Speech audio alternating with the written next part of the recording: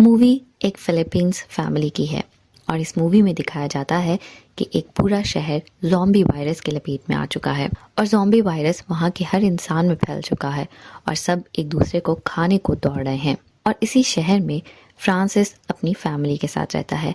Francis, उसकी wife iris और उनके 2 बेटे हैं और किसी न किसी तरह फॉर्चुनेटली वो इस वायरस से बच चुके हैं और अब वो इस वायरस से बचने के लिए शहर छोड़कर अपने गांव जाना चाहते हैं, क्योंकि उन्हें ऐसा लगता है कि ये ज़ॉम्बी वायरस सिर्फ शहर में ही फैला है और गांव इससे सेफ होगा। इसलिए वो अपनी वैन में गांव जाने के लिए शहर से निकल पड़ते हैं। लेकिन वो ये नहीं जानते कि ये सिर्फ शहर में ही नहीं बल्कि गांव में भी फैला हुआ है। उन्हें ऐसा लगता है कि वो गांव पहुंचकर वहां पर सेफली इस ज़ॉम्बी वायरस से बच सकेंगे और सेफ रह सकेंगे। खैर, वो अपना सफ़र शुरू कर देते हैं और गांव पहुंच जाते हैं। गांव में फ्रांसिस के मॉम और डैड रहते हैं। गांव पहुंचते ही वो उनके घर जाते हैं और फ्रांसिस जैसे ही घर में घुसता है वो सबसे पहले अपने डैड के रूम में जाता है। डैड के रूम में जाते ही उसे उसके डैड गन के साथ मरे हुए मिलते हैं। जी हाँ, उसके डैड ने सुसाइड कर ली होती है क्योंकि उन्हें भी एक ज़ॉम्बी ने काट लिया होता है और वो खुद ज़ॉम्बी बन चुके होते हैं। लेकिन वो आगे किसी को ना काटें, इसीलिए उन्होंने बहुत हिम्मत दिखाकर खुद को शूट कर लिया होता है। अपने डैड की हालत देखकर फ्रांसिस काफ़ी डर जाता है और वो अपने डैड को लेकर काफ़ी इमोशनल भी हो जाता है। लेकिन ये समय इमोशनल होने का नहीं होता और उसे हिम्मत से काम लेना पड़ता है। वो अपने डैड के हाथ से उनकी गन ले लेता है, क्योंकि जिस माहौल में वो रह रहे होते हैं वहाँ पर एक हथियार होना आपके पास बहुत ज़रूरी है। वो अपने डैड के लिए बहुत बुरा फील करता है, लेकिन अब वो क्या ही कर सकता है। खैर, वो अपने डैड की गन लेकर बाहर निकलता है और सामने उसे उसकी माँ नजर आती है जो खून में लिपटी हुई होती है और वो समझ जाता है कि उसकी माँ भी ज़ॉम्बी बन चुकी हैं। उसकी माँ की हालत बहुत ख़राब होती है, उनका जिस्म जगह जगह से कटा हुआ होता है और वो अब अपने बेटे को काटने के लिए उसके पास आ रही होती हैं। फ्रांसिस 2 मिनट वहाँ रुककर सोचता है कि वो क्या करे, लेकिन वो एक ऐसी सिचुएशन में होता है और इतना होपलेस होता है कि उसे ये करना बहुत ज़रूरी हो जाता है और वो अपनी माँ को गन से शूट कर देता है। उसे माँ को मारने के लिए अपने दिल पर पत्थर रखना पड़ता है, लेकिन वो ये कर गुजर। इसके बाद वो अपने मॉम और डैड की लाशों को दफना देता है ताकि वो थोड़ा सुकून हासिल कर सके और इसके बाद वो अपनी फैमिली को जाकर ये बताता है कि अब उसकी फैमिली यहीं रहेगी, क्योंकि बाहर बहुत खतरा है और यहाँ पर उनके पास फार्म भी है। यहाँ पर उनको खाने का कोई मसला नहीं होगा, पानी का कोई मसला नहीं होगा और उनको यहाँ रहने के लिए जगह भी मिल चुकी है। फ्रांसिस की बीवी आयरिस उससे नाराज़ लगती है। अब तक की मूवी में यही दिखाया जाता है कि फ्रांसिस अपनी बीवी आयरिस से ज़्यादा बात नहीं करता और वो भी उससे ज़्यादा बात नहीं करती। दोनों के बीच में कुछ ना कुछ प्रॉब्लम ज़रूर चल रही है जो शायद आगे जाकर रिवील हो जाएगी। खैर, आयरिस और फ्रांसिस अब यहाँ रहने का डिसाइड कर लेते हैं और वो सब as a family store room में जाते हैं ताकि वो वहाँ से ज़रूरत का सामान लाकर रख सकें। और जैसे ही वो स्टोर रूम खोलते हैं वहाँ पर एक अजीब मंजर उनका सामने आता है। उनके मॉम के साथ रहने वाला केयर टेकर की लाश उनको लटकी हुई मिलती है। जी हाँ, उस केयर टेकर ने अपनी जान ले ली होती है और उसने भी सुसाइड कर ली होती है। ये सब कुछ उसने ज़ॉम्बी बनने के डर से किया होता है, क्योंकि जब वो फ्रांसिस के मॉम और डैड को ज़ॉम्बी बनता देखता है तो वो खुद को बचाने के लिए सुसाइड कर लेता है। ये सब देखकर फ्रांसिस बहुत डर जाता है और अब वो अपने बड़े बेटे से बात करता है और अपने बड़े बेटे को कहता है कि तुमने अब उस लाश की जेब में से कीज़ निकाल कर लानी है ताकि हम उस कीज़ से सामान ले सकें। उसका बड़ा बेटा बहुत डरपोक किस्म का होता है, वो इतना हिम्मत वाला नहीं होता और वो इस सब देख कर ही बहुत डर चुका होता है। लेकिन आयरस उसको काफ़ी गुस्से से कहता है कि अगर तुम यहाँ इतना डर रहे हो तो तुम्हारे आगे आने वाली लाइफ प्रॉब्लम्स को तुम कैसे सॉल्व करोगे, जाओ और जाकर लेकर आओ। उसका बेटा थोड़ी हिम्मत दिखाता है, लाश के पास जाता है और डरते डरते उसकी पॉकेट में से कीज़ निकालने की कोशिश करता है तो वो लाश उसके ऊपर गिर जाती है और वो 2 मिनट सांस लेना ही भूल जाता है। वो बच्चा बहुत डर जाता है और वो फ़ौरन से वहाँ पर उठ जाता है और उसके ऊपर भी खून लग जाता है। उसको ऐसा लगता है कि कोई ज़ॉम्बी उसके ऊपर आकर अटैक कर चुका है। खैर, वो पंप के पास जाता है और अपना मुंह हाथ धोने लगता है तो वहीं पर आयरिस फ्रांसिस को कहती है कि तुम इतने से बच्चे के साथ ऐसा कैसे कर सकते हो, वो इतना डरा हुआ है, तुम उसके साथ ऐसा नहीं कर सकते हो। अब यहाँ पर ये बात भी नोटिस की जाती है कि फ्रांसिस अपने बड़े बेटे से ज़्यादा अपने छोटे बेटे से प्यार करता है और वो छोटे बेटे के साथ काफ़ी प्यार से बात करता है, जबकि बड़े बेटे को वो हमेशा डांट कर ही रखता है। और ऐसा वो क्यों करता है ये भी आगे मूवी में चलकर पता चल जाएगा। शाम को सारा काम खत्म करने के बाद, सब कुछ चेक करने के बाद फ्रांसिस और उसकी वाइफ आयरिस बेसमेंट में जाते हैं। बेसमेंट में सब कुछ चेक करने के बाद फ्रांसिस की तबीयत खराब हो जाती है और उसे पसीना आने लगता है, उसे एंजाइटी अटैक हो जाता है। और ऐसा इसलिए होता है कि बेसमेंट में आने के बाद उसे वो सब अपना बचपन याद आ जाता है। उसके बचपन में उसके डैड उसको बहुत मारा करते थे और उसकी छोटी सी गलती पर भी उसे सारा दिन बेसमेंट में बंद कर दिया करते थे, जिसके कारण अब उसे ये सब कुछ याद आ रहा है और उसको एंजाइटी और पैनिक अटैक होने लगे हैं। खैर, फ्रांसिस की ये कंडीशन देखकर आयरिस उसको समझती है और उसका ख्याल रखती है और उसका ध्यान हटाती है और उसको कहती है कि कुछ नहीं होता, वो समय गुजर चुका है, अब तुम बड़े हो चुके हो। रात को वो खाने की टेबल पर बैठते हैं तो फ्रांसिस और आयरिस का बड़ा बेटा उनको कहता है कि उसकी अपने एक दोस्त से बात हुई है और उसके दोस्त ने उसे बताया है कि माउंटेन्स के पास एक कैंप है जहाँ पर बहुत सारे लोग रह रहे हैं और उसका दोस्त और उसकी फैमिली भी वहीं चली गई है क्योंकि वो जगह ज़ॉम्बीज से सेफ है और वहाँ पर उसके अलावा बहुत सारे लोग भी रह रहे हैं। फ्रांसिस ये सुनकर उनको कहता है कि वहाँ पर नहीं जाना हमने। वो क्लियरली सबको रिफ्यूज़ कर देता है और वो कहता है कि वहाँ पर तो हमें ढंग से खाना भी नहीं मिलेगा, रहने की जगह भी नहीं मिलेगी। यहाँ पर हमारे पास पूरा घर है, खाने को कोई मसला नहीं है, हम यहाँ जब तक चाहे रह सकते हैं, इसलिए हम वहाँ नहीं जाएंगे। आयरिस को उसकी ये बात ज़्यादा पसंद नहीं आती, लेकिन वो उस समय चुप हो जाती है। रात वो सो जाते हैं और सोते समय एक बार फिर से फ्रांसिस को अपने बचपन के डरावने ख्वाब आने लगते हैं और वो डर कर उठ जाता है और आयरिस उसको एक बार फिर से संभालती है। खैर, यही सब देखते हुए फ्रांसिस ये डिसाइड करता है कि उन्हें यहाँ से चले जाना चाहिए, क्योंकि अगर वो यहाँ रहेगा तो यहाँ उसको ऐसे ही सपने आते रहेंगे और वो यहाँ रह नहीं पाएगा। वो सब अपनी वैन पर वहाँ से निकल पड़ते हैं उस कैंप के लिए, लेकिन जैसे ही वो गांव से थोड़ा बाहर निकलते हैं तो सामने उन्हें बैरिकेड नज़र आता है और वो सारा रास्ता बंद हुआ होता है और वहाँ पर बहुत सारी खराब गाड़ियाँ भी नज़र आती हैं। आयरिस गाड़ी से उतरकर उस बैरिकेड को हटाने की कोशिश करती है और वो हटा रही होती है तो साइड से एक बहुत ही डरावनी शक्ल का ज़ॉम्बी आ जाता है। फ्रांसिस ये सब देख रहा होता है और वो बहुत डर जाता है। वो फौरन गाड़ी से बाहर निकलता है और ज़ॉम्बी को मार देता है। ज़ॉम्बी को जैसे ही वो शूट करता है तो गन की आवाज़ सुनते ही वहाँ और भी बहुत सारे ज़ॉम्बीज़ आ जाते हैं और अब वो इनके पीछे पड़ जाते हैं।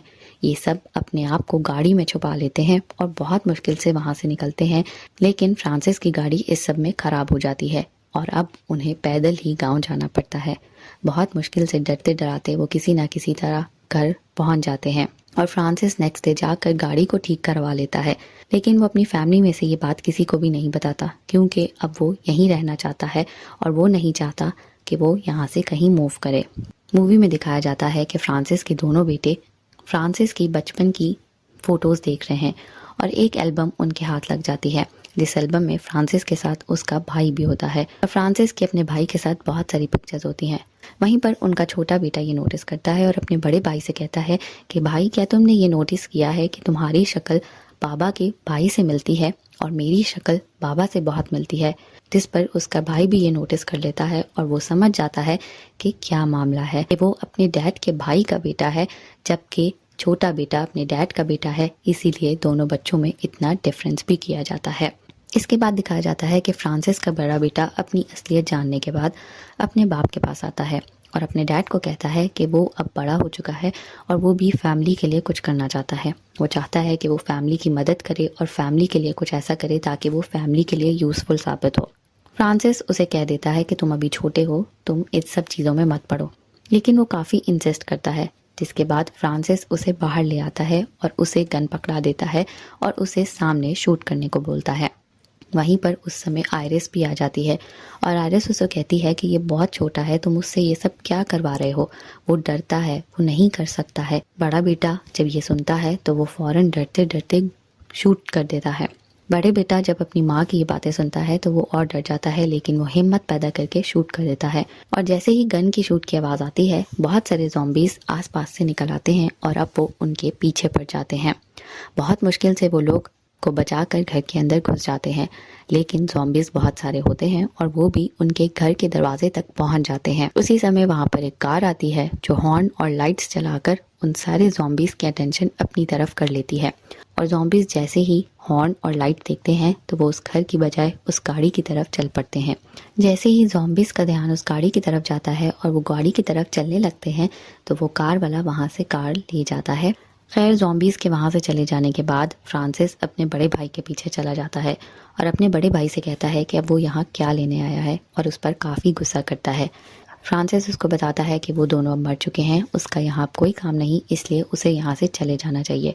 और फ्रांसिस का बड़ा भाई ये कहकर वहाँ से चला जाता है कि वो माउंटेन्स के पास कैंप में जा रहा है जहाँ पर और भी बहुत लोग हैं, और वो उस जगह का मैप अपने भाई को भी दे जाता है। फ्रांसिस मैप लेकर चलाने लगता है, लेकिन वो ये सोचकर रुक जाता है कि शायद किसी बुरे वक्त में ये मैप काम आ जाए। इस सब के बाद उनके छोटे बेटे को दिखाया जाता है जो बेसमेंट में खेलते खेलते चला जाता है और वहाँ खिड़की से उसे एक बूढ़ा ज़ॉम्बी नजर आता है और इसी सब में उसकी तबीयत काफ़ी ख़राब हो जाती है। खैर, उसी समय वहाँ पर आयरिस आ जाती है और उसको समझाती है कि वो बूढ़ा है, वो कुछ नहीं कहेगा, उसे डरने की ज़रूरत नहीं है। फ्रांसिस भी ये सब सुन लेता है और वो बाहर जाकर उस ज़ॉम्बी को मार देता है। खैर, वो फ्रेश होकर बाहर निकलता है। वो खाने की मेज़ पर बैठते हैं तो फ्रांसिस का बेटा अपनी माँ को बताता है कि उसने डैड के पास एक मैप देखा है। आयरिस अपने शौहर से ये पूछती है कि क्या उसके पास मैप है, लेकिन वो उसी समय मना कर देता है। वो कहता है कि मेरे पास कोई मैप नहीं है। दोनों के बीच में वहाँ आर्ग्यूमेंट होता है और फ्रांसिस गुस्से में आकर अपने बच्चों के सामने अपनी वाइफ के बारे में सब बोल देता है और वो बताता है कि उसकी वाइफ यहाँ रहना ही नहीं चाहती है क्योंकि वो अभी तक उसके भाई से प्यार करती है और वहीं जाना चाहती है, और उसका बड़ा बेटा भी उसका बेटा नहीं है। और वो अपनी मॉम से पूछते हैं कि क्या ये सच है, और उनकी मॉम भी कह देती है कि हाँ, ये सच है, ये मेरा लास्ट डिसीजन है, हम यहीं रहेंगे और हम यहाँ से नहीं जाएंगे। और वो मैप सबके सामने जला देता है। अभी ये सब हो ही रहा होता है कि उनके दरवाजे पर नॉक होता है और बाहर पता लगता है कि एक वुंडेड सोल्जर आया है। जख्मी सोल्जर बताता है कि उसे ज़ॉम्बी ने नहीं काटा है, लेकिन वो ज़ख्मी है। अंदर आने के बाद वो सोल्जर बताता है कि वो उस कैंप से वापस आ रहा है जहाँ पर बहुत सारे लोग थे, लेकिन वहाँ पर ज़ॉम्बीज़ ने अटैक कर दिया और वहाँ पर उस समय एक गाड़ी आई और उस गाड़ी वाले ने उसको बचाया और बचाने के बाद उसको यहाँ का एड्रेस दिया और उसे कहा कि मेरे भाई यहाँ रहता है, तुम वहाँ चले जाओ और जब तक तुम्हारा दिल चाहे तुम वहाँ पर सेफली रह सकते हो। और फिर बाद में वो रोने लग जाता है। वो कहता है कि पता नहीं वो बहुत अच्छा इंसान बचा होगा या नहीं, क्योंकि उसने मेरी जान तो बचा ली, लेकिन खुद की जान बचा पाया होगा या नहीं। फ्रांसिस और आयरिस समझ आते हैं कि वो उसके भाई के बारे में बात कर रहे हैं। आयरिस ये सुनकर काफ़ी दुखी हो जाती है कि अब वो कहीं भी नहीं जा सकती और अब उसे इसी घर में रहना पड़ेगा। रात का समय दिखाया जाता है और इस समय आयरिस का बड़ा बेटा उसके पास आता है और वो आयरिस को बताता है कि वो जान चुका है कि वो फ्रांसिस के बड़े भाई का बेटा है, लेकिन वो इस फैमिली को ही अपना सब कुछ मानता है और फ्रांसिस को ही अपना डैड मानता है। इसलिए वो अब अपनी फैमिली के लिए कुछ करना चाहता है और यहाँ से जाना चाहता है और बड़ा बेटा घर छोड़कर चला जाता है। सुबह जब फ्रांसिस उठता है और हर तरफ अपने बेटे को देखता है तो उसे कहीं भी नहीं मिलता और वो गुस्से में आकर उस जख्मी सोल्जर को मार देता है। इसके बाद आयरिस उस सोच कहती है तो वो आयरिस पर भी बहुत गुस्से में आ जाता है और उसको भी मारकर बेहोश कर देता है। आयरिस की जब आंख खुलती है तो आयरिस और उसके बेटे को बेसमेंट में बंद कर दिया गया होता है और ये सब कुछ फ्रांसिस ने किया होता है। फ्रांसिस इसके बाद विंडो से बाहर उसी कुत्ते को देखता है, उसको मारकर उसका गोश्त ले आता है और वही गोश्त अपनी वाइफ आयरिस और बेटे को खाने को कहता है। वो दोनों खाने से मना कर देते हैं तो फ्रांसिस गुस्से में आ जाता है और पूरा खाना नीचे फेंक देता है। उसी से एक नाइफ भी नीचे गिर जाती है और आयरिस सोचती है कि वो ये नाइफ छुपा लेगी और इसको छुपाने के बाद वो इसको यूज़ करेगी किसी ना किसी तरह यहाँ से निकलने के लिए, लेकिन उसकी किस्मत इतनी अच्छी नहीं थी। फ्रांसिस वो नाइफ देख लेता है और वो उठा लेता है और वो बेसमेंट में उन दोनों को लॉक करके वहाँ से एक बार फिर से चला जाता है। आयरिस काफ़ी सोच विचार के बाद एक प्लान बनाती है और अपने बेटे को कहती है कि तुमने ज़ोर ज़ोर से अपने डैड को बुलाना है और चीखना है। उसका छोटा बेटा ऐसा ही करता है। ये आवाज़ सुनकर फ्रांसिस डर जाता है और फ़ौरन से बेसमेंट में आता है और जैसे ही वो दरवाज़ा खोलता है आयरिस उस पर हमला कर देती है और अपने बेटे को लेकर वहाँ से भाग जाती है। फ्रांसिस की वाइफ आयरिस को फ्रांसिस का भाई काटने ही वाला होता है कि एकदम से दरवाज़ा तोड़कर फ्रांसिस बाहर आ जाता है और अपनी वाइफ को बचा लेता है और अपने भाई को मार देता है। भाई को मारने के बाद वो दोनों खुश होते हैं कि वो बच गए, लेकिन इसी समय उनका छोटा बेटा अंदर से आता है जिसके हाथ पर फ्रांसिस का भाई काट चुका होता है। यानी कि अब वो भी ज़ॉम्बी वायरस का शिकार हो चुका है और वो भी ज़ॉम्बी बन जाएगा। आयरस ये देखकर बहुत डर जाती है और वो अपने बेटे को ज़ॉम्बी नहीं बनने देती। वो बहुत हिम्मत करके अपने बेटे का हाथ काट देती है ताकि वायरस आगे ना फैले और वो ज़ॉम्बी ना बने। हाथ काटने के बाद वो फ्रांसिस से कहती है कि वो जल्दी से जाकर वैन लेके आए। फ्रांसिस बाहर निकलता है, फौरन से वैन के पास पहुंचता है तो सामने उसको बड़ा बेटा नजर आता है जिसके हाथ में गन होती है। फ्रांसिस को पूरा खून में लिपटा देखकर उसका बेटा ये सोचता है कि शायद उसके डैड ज़्यादा ही पागल हो गए हैं और उन्होंने उसकी मॉम को भी मार दिया है। और इसी सब में वो बहुत मुश्किल से हिम्मत करके गोली चला देता है। वो गोली उसके डैड को लग जाती है और वो वहीं गिर जाता है। लेकिन अब वो वैन लेकर घर की तरफ जाता है और जैसे ही घर पहुंचता है तो वहाँ पर आयरिस अपने छोटे बेटे के साथ फ्रांसिस का वेट कर रही होती है। उसका बड़ा भाई बचा, ना ही फ्रांसिस बचा, और अब वो अकेली बच गई है और उसने अपने दोनों बच्चों को अकेले ही संभालना है। यानी कि कहाँ वो एक ज़ॉम्बी वायरस से बचने के लिए अपने शहर से निकले थे और अब उस वायरस से तो बच गए लेकिन उनकी फैमिली ना बच सकी।